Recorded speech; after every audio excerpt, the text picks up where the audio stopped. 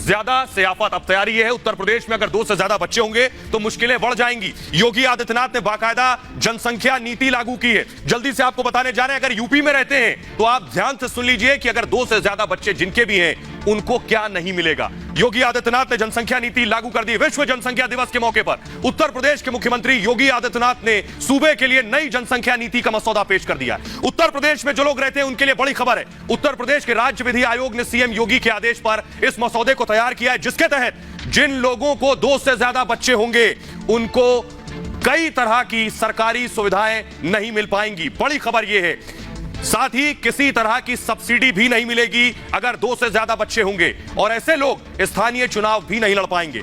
मसौदे के मुताबिक 2 से ज्यादा बच्चे वाले अभिभावक 77 तरह की, जी हां 77 तरह की सरकारी योजनाओं और अनुदानों का लाभ नहीं ले सकेंगे। जिन लोगों के 2 से ज्यादा बच्चे होंगे वो सरकारी नौकरी नहीं कर पाएंगे, यानी उन्हें सरकारी नौकरी नहीं मिलेगी। इसके अलावा जो लोग पहले से सरकारी नौकरी कर रहे हैं, देखिए जरा बड़ी खबर ये, अगर पहले से सरकारी नौकरी कर रहे हैं और बच्चे 2 से ज्यादा हैं तो उनके 2 से ज्यादा बच्चे हैं, उन्हें अब प्रमोशन नहीं दिया जाएगा।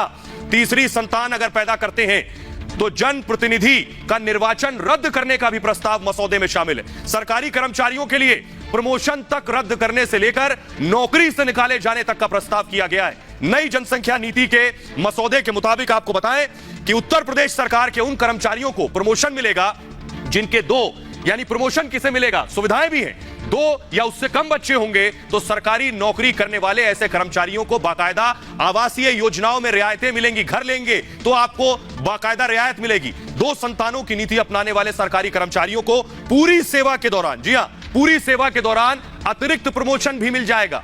2 बच्चे पैदा करने वाले ऐसे लोग जो सरकारी नौकरी में नहीं है उन्हें भी कई तरह की छूट दी जाएगी। छूट में क्या क्या शुमार है देखिए जरा, अगर आपके 2 से ज्यादा बच्चे नहीं हैं तो आपको हाउस टैक्स में छूट मिलेगी, आपको होम लोन में छूट मिलेगी। योगी आदित्यनाथ सरकार ने यह बड़ा एक्शन है योगी का जनसंख्या नीति के जरिए, क्या क्या फायदे मिलने वाले हैं। तो सवाल यह है, आपको बताने जा रहे हैं कि आखिर इसकी जरूरत क्यों पड़ी। जल्दी से आपको दिखाते हैं आखिर उत्तर प्रदेश में जनसंख्या नीति की जरूरत क्यों आन पड़ी है। देखिए जरा जल्दी से ग्राफिक दिखाएंगे। नई नीति की वजह है उत्तर प्रदेश में जनसंख्या दरअसल लगातार बहुत तेजी से बढ़ रही थी। इसको काबू पाने के लिए यह कोशिश की गई। 2011 में 20 करोड़ आबादी थी, 2011 में, 2021 में 24 करोड़ हो गई, यानी 4 करोड़ बढ़ गई है। जरूरी सुविधाओं पर दबाव बढ़ गया था लगातार उत्तर प्रदेश में, कई तरह के संकट खड़े हो गए थे यूपी के सामने। पानी की किल्लत शुरू हो गई थी, उत्तर प्रदेश का हाल जानते हैं। बिजली की खपत बढ़ गई थी कि आखिर बिजली कटौती यूपी में हो रही। रोजगार की समस्या पैदा हो गई थी कि यूपी में एम्प्लॉयमेंट नहीं है। गरीबी बढ़ गई थी यूपी में इस जनसंख्या वृद्धि की वजह से। शिक्षा में गिरावट आ रही थी लगातार, प्रदूषण बढ़ गया था यूपी में। तो यह वजह रही, दरअसल जरूरत थी कि जनसंख्या नीति को लेकर आया जाए। और बड़ी वजह मैं आपको बताऊं कि यूपी ने कई बड़े बड़े देशों को पीछे छोड़ दिया है, वो मैं आपको दिखाने जा रहा हूं। देखिए जरा, इससे पहले भी मैंने आपको दिखाया, लेकिन एक बार फिर से नजर डालिए जरा, यूपी ने कैसे दुनिया के अलग अलग मुल्क को जनसंख्या में पिछाड़ दिया है। देखिए जरा ग्राफिक्स आपके सामने है। उत्तर प्रदेश की आबादी कई देशों की आबादी के बराबर है, बेशक बराबर नहीं, मैं कहूंगा ज्यादा है। आप हैरान हो सकते हैं लेकिन ये एक सच्चाई है। देखिए जरा, उत्तर प्रदेश में 24 करोड़, उत्तर प्रदेश की आबादी आपके सामने देखिए जरा, 24 करोड़ यूपी में है। एक मुल्क पाकिस्तान, पड़ोसी मुल्क है, दूर जाने की जरूरत नहीं है, पाकिस्तान की आबादी भी यूपी से कम है। अगला देश लेकर आइए, 23 करोड़ पाकिस्तान की आबादी है। बांग्लादेश 16 करोड़, यानी उत्तर प्रदेश से कम आबादी बांग्लादेश की है, पड़ोसी मुल्क है। बांग्लादेश में 16 करोड़ आबादी है। तीसरा देश देखिए, ब्राजील की आबादी 22 करोड़ है, 22 करोड़, 24 करोड़ यूपी में, यानी ब्राजील से भी आगे है उत्तर प्रदेश। तो यह है यूपी की हालत जो मैं आपको दिखा रहा था। आइए अब आपको बताता हूं कि लेकिन इस पर सियासत शुरू हो गई है। योगी ने, सोचिए 8 महीने बाद चुनाव है, चुनाव से पहले एक मुख्यमंत्री ने इतना बड़ा फैसला लिया है कि आबादी को कैसे रोका जाए, जो उसके लिए नकारात्मक भी हो सकता है चुनाव से पहले, लेकिन आबादी को जो लोग वोट समझते हैं वो परेशान हो रहे हैं। देखिए रिपोर्ट।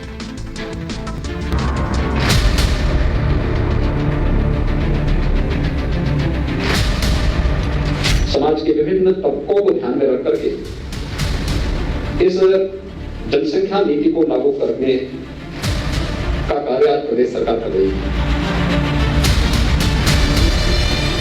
तो योगी आदित्यनाथ ने फैसला कर लिया है कि यूपी के पिछड़े होने की सबसे बड़ी वजह को जड़ से उखाड़ फेंकना है। कुछ महीने बाद ही यूपी में चुनाव है, इसकी परवाह किए बगैर योगी ने आबादी बम को डिफ्यूज करने का फॉर्मूला लागू कर दिया है।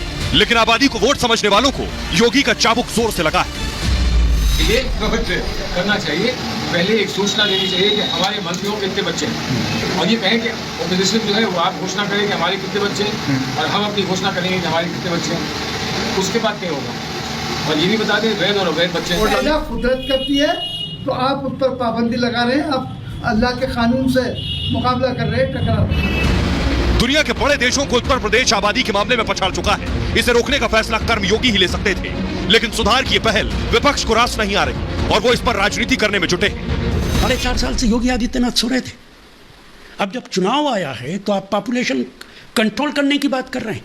पॉपुलेशन कंट्रोल सिर्फ यूपी में होगा, पूरे देश के अंदर नहीं होगा। और अगर यूपी में कानून बनता है तो लोग बिहार में जाके बच्चे पैदा कर लेंगे और वापस यूपी में आ जाया करेंगे। कांग्रेस ने भी एक अभियान चलाया था, छोटा परिवार सुखी परिवार, ये कांग्रेस का भी नारा था।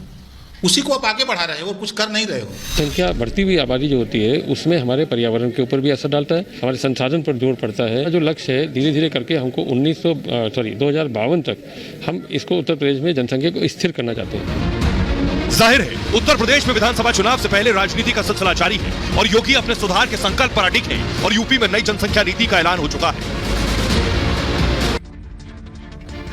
अब आपको सीधी और सरल भाषा में समझाते हैं इससे फायदा क्या होगा। आपकी कितनी तनख्वाह, 30,000, 40,000? देखिए क्या होता है। दरअसल आपको बताने जा रहे हैं, ये जान लीजिए कि यूपी में आबादी विस्फोट को रोकने के लिए नई नीति लाई जा रही है। उसमें क्या क्या है ये भी हम आपको बता दिया है, लेकिन अगर ये नई नीति आती है तो इससे फायदा क्या होगा यह समझना जरूरी है। इसे समझाने के लिए आपको एक उदाहरण हम दे रहे हैं, जरा इसे समझिए। मान लीजिए कि 2 लोगों का महीने का वेतन है 40,000 रुपए। 2 परिवार आपको नजर आ रहे हैं, एक मेरे दाईं तरफ और एक बाईं तरफ। अगर दोनों की तनख्वाह है महीने की 40,000 रुपए तनख्वाह है, एक परिवार में सिर्फ एक बच्चा है, दूसरे परिवार में है 3 बच्चे। अब जरा सोचिए दोनों परिवारों में कितना फर्क आ जाता है केवल बच्चों के आधार पर। जिस परिवार में एक बच्चा है वो उस बच्चे को अच्छा खाना दे पाएंगे अगर 40,000 तनख्वाह है, बनस्बत मुकाबले जिस परिवार में 3 बच्चे उनको 40,000 में 3 बच्चों का पेट भरना होगा। लाजमी है कहीं ना कहीं खाने में कुछ ना कुछ कमी रह जाएगी। ऐसे ही बात एजुकेशन की कर लीजिए। बच्चे की पढ़ाई, दोनों की तनख्वाह, दोनों परिवार की तनख्वाह 40,000 रुपए है, एक के एक बच्चा है, एक के 3 बच्चे। ऐसे ही शिक्षा, जिसके एक बच्चा है उसे एक ही बच्चे की फीस देनी है, वो अच्छे स्कूल में दाखिला कराएगा, लेकिन जिसके 3 बच्चे हैं वो उसी 40,000 में 3 बच्चों को पढ़ाएगा। दाखिला कराने से पहले स्कूल की फीस और अपनी जेब दोनों देखेगा। नतीजा क्या होगा? औसत स्कूल में दाखिला कराना मजबूरी हो जाएगा। यानी आप बच्चे की सेहत से भी खिलवाड़ करेंगे और बच्चे की शिक्षा से भी खिलवाड़ करेंगे। अगली वजह देखिए, बच्चों का स्वास्थ्य बेहद अहम है। अब जिस परिवार के एक बच्चा है वो अपने उस एक बच्चे के स्वास्थ्य का ध्यान बेहतर तरीके से रख पाएगा जिसकी 40,000 तनख्वाह होगी और एक बच्चे की परवरिश करनी है। जिसके 2 से ज्यादा बच्चे होंगे वो उस तरह से ध्यान नहीं रख पाएगा, क्योंकि डॉक्टरों की फीस से लेकर बच्चों के टीकाकरण और अस्पताल की फीस की बात मैंने की, इसके अलावा मेडिकल स्टोर का खर्चा, मान लीजिए दवाइयों का, ये सारे इंतजाम करने होंगे जो सीधे सीधे आपकी तनख्वाह पर असर डालेंगे। आधुनिक शिक्षा की बात करिए, पेशेवर शिक्षा की बात करिए, 40,000 जो कमा रहा है तो वो जब शिक्षा देगा, पेशेवर शिक्षा, तो शिक्षा आज के दौर में काफी महंगी है लेकिन जरूरी भी है। ऐसे में जिस परिवार में एक बच्चा है वो उसे अच्छी पेशेवर शिक्षा दे सकता है। थोड़ी प्लानिंग करनी होगी बस। जिस परिवार में 2 से ज्यादा बच्चे हैं वहां उन 3 बच्चों को एक जैसी उच्च शिक्षा देना मुश्किल हो जाएगा। नतीजा ये होगा कि यहां भी औसत कॉलेज ही देखना पड़ेगा। तो यानी सीधे सीधे इसका नुकसान क्या है ये मैंने आपको बताया। अब आपको बताते हैं, जल्दी से सुनिए यूपी के लोग क्या कह रहे हैं। आबादी के लिए हंटर तो योगी ने चला दिया है, क्या यूपी के लोग इसे स्वीकार रहे हैं? क्या यूपी के लोग गुस्से में हैं या उत्तर प्रदेश के लोग खुश हैं? कह रहे हैं ये और पहले होना चाहिए था। सुनिए जरा। जनसंख्या कम होना चाहिए जी, बेहतर फैसला है। सरकार को हम लोग कोटि कोटि धन्यवाद देते हैं। हम और हमारा सिर्फ एक बच्चा है और हम लोग इसी पॉलिसी के तहत अपनी लाइफ जी रहे हैं और हम चाहेंगे कि देश में और सख्ती से ये कानून लागू हो। मेरे हिसाब से इसको बहुत पहले ही आ जाना चाहिए था और ये आ रहा है तो बहुत सही कानून है। बहुत अच्छी बात है ये जो गवर्नमेंट ने अब निकाला है, ये जो कानून लाने जा रही है जनसंख्या नियंत्रण के ऊपर, ये बहुत ही अच्छा है। 2 बच्चे होंगे, हर आदमी को एम्प्लॉयमेंट मिलेगा, हर आदमी अच्छे से रहेगा और इससे अच्छी कोई बात नहीं हो सकती। फैमिली को अच्छे से पालने पोसने में आसानी रहेगी, बच्चों की पढ़ाई लिखाई हर चीज़ अच्छे से हो जाएगा। तो बच्चे सही रहते हैं और क्या, इसमें लाइन नहीं लगना पड़ती है। जैसे कंट्रोल में लाइन लगी है, अस्पतालों में लाइन लगी है, इससे सीमित रहेगा, हिसाब किताब उसका बना रहेगा। कि आज की डेट में जो भी दिक्कत आ रही है वो सारी पॉपुलेशन की वजह से आ रही है। अगर करप्शन भी है कहीं तो वो पॉपुलेशन की वजह से है। तो पॉपुलेशन कंट्रोल हो जाएगी तो काफ़ी चीज़ें कंट्रोल हो जाएंगी। जो फैसिलिटीज, मिनिमम फैसिलिटी है वो लोगों को नहीं मिल पाती। गवर्नमेंट भी चाहे तो भी नहीं कर सकती क्योंकि इतना ज़्यादा पॉपुलेशन है। तो अगर हम इसको मिनिमाइज करेंगे तो अभी तो नहीं, उसका हमको जो रिजल्ट है वो आगे 10 साल 15 साल में दिखेगा। हमारा कॉन्स्टिट्यूशन प्रोवाइड करता है वी आर सेक्युलर कंट्री। यहाँ किसी विशेष जाति धर्म से देख के उसको नहीं देखना चाहिए। ये नेशनल इंटरेस्ट में बहुत जरूरी है कि पॉपुलेशन कंट्रोल, चाहे हिंदू हो चाहे मुस्लिम, कोई कम्युनिटी हो, that should be for all. तो योगी आदित्यनाथ ने आबादी को काबू करने का तरीका खोज लिया है, लेकिन योगी दरअसल अपने कड़े फैसलों के लिए ही जाने जाते हैं। सोचिए, चुनाव नजदीक है, उससे पहले योगी ने फैसला लिया। इससे पहले भी उत्तर प्रदेश को सुधारने के लिए योगी ने क्या क्या फैसले लिए, ये आपको बता रहे हैं। उत्तर प्रदेश के मुख्यमंत्री योगी आदित्यनाथ ने जिस दिन से सूबे की कमान संभाली है, उस दिन से उत्तर प्रदेश को उत्तम प्रदेश बनाने का उनका मिशन यूपी शुरू हो गया। पहले माफिया, फिर यूपी की मूल समस्याओं का समाधान, और उसके बाद सूबे के स्वास्थ्य ढांचे को जिस तरह से सीएम योगी ने संभाला है, वो वाकई काबिले तारीफ है। सीएम योगी लगातार अपने मिशन पर काम कर रहे हैं। यूपी में अब तक योगी ने कई कानून बदलाव किए हैं और कई नए कानून बनाए हैं, जिनकी जरूरत काफी पहले से महसूस की जा रही थी। सीएम योगी के कार्यकाल में अब तक कौन कौन से बड़े फैसले योगी ने लिए, ये मैं आपको बताने जा रहा हूं। पहला बड़ा फैसला योगी का था लव जिहाद कानून। लव जिहाद पर लगाम लगाने के लिए योगी आदित्यनाथ कानून लाए। इसके अलावा गोवध अधिनियम योगी आदित्यनाथ लेकर आए। इसके बाद अवैध बूचड़खानों पर रोक लगाई और साथ ही साथ हिंसक भीड़ रोकने का कानून लाए। तोड़फोड़ की भरपाई पर कानून लाए कि अगर तोड़फोड़ करेंगे तो भरपाई भी आपकी जेब से होगी। विवाह पंजीकरण पर भी योगी आदित्यनाथ कानून लेकर आए हैं। लेकिन अब सवाल यह है कि क्या सिर्फ यूपी में यह कानून की जरूरत है, क्योंकि पूरे देश की आबादी तेज रफ्तार से, बुलेट ट्रेन की रफ्तार से बढ़ रही है। जैसा मैंने पहले आपको बताया कि चीन को भी हम पीछे छोड़ देंगे, तो क्या इसी तरह का कानून पूरे देश में लाने की जरूरत है? यह मैं इसलिए कह रहा हूं, जरा देखिए पूरी दुनिया के मुकाबले हम कहां खड़े हैं। उत्तर प्रदेश, मैंने आपको बता दिया, उत्तर प्रदेश वो राज्य जो बड़े बड़े मुल्कों से आबादी में आ गए, लेकिन भारत भी पूरी दुनिया के अलग अलग देशों से आबादी में कहीं आगे। देखिए जरा, मैं आपको दिखाने जा रहा हूं हिंदुस्तान कहां खड़ा है आबादी के मामले में। योगी वाला कानून पूरे देश में चाहिए। 139 करोड़ आबादी भारत की है। अमेरिका देखिए 33 करोड़, कहीं मुकाबला ही नहीं है। 139 करोड़ और 33 करोड़, दूर दूर तक कोई कंपैरिजन नहीं। दूसरा देश देखिए जरा, रूस 14 करोड़ और आबादी हमारी 139 करोड़, कोई मुकाबला नहीं है। रूस हमसे 5 गुना ज्यादा बड़ा है। चीन देखिए 144 करोड़ और हम 139 करोड़, सिर्फ और सिर्फ 5 करोड़ का फर्क है। सोचिए जरा, जो चीन हमसे 3 गुना बड़ा है। इसके अलावा देखिए ब्राजील, हमारी 139 करोड़ आबादी और ब्राजील की 22 करोड़ आबादी। तो आखिर कैसे रुकेगी ये आबादी? वक्त आ गया है कि इस पर काबू पाया जाए।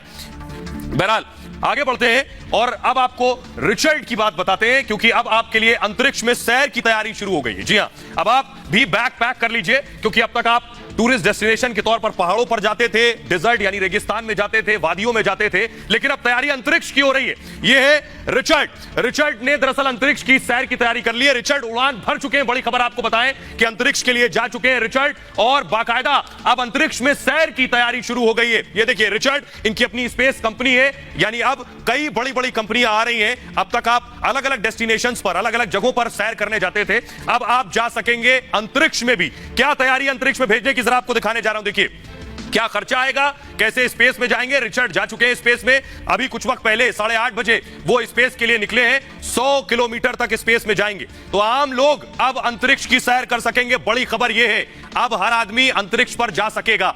अमेरिका में शुरू होगा स्पेस टूरिज्म। जी हां, कीमत थोड़ी ज्यादा है, आपको बताऊं, 1 करोड़ 90 लाख रुपए खर्चने होंगे अंतरिक्ष की सैर के लिए। जी हां, 1 करोड़ 90 लाख। 1.5 घंटे में अंतरिक्ष की यात्रा होगी। धरती से 97 किलोमीटर ऊपर जाएंगे, जहां से पृथ्वी गोल नजर आएगी। ऊपर जाने के बाद यात्रा में मोबाइल की इजाजत नहीं।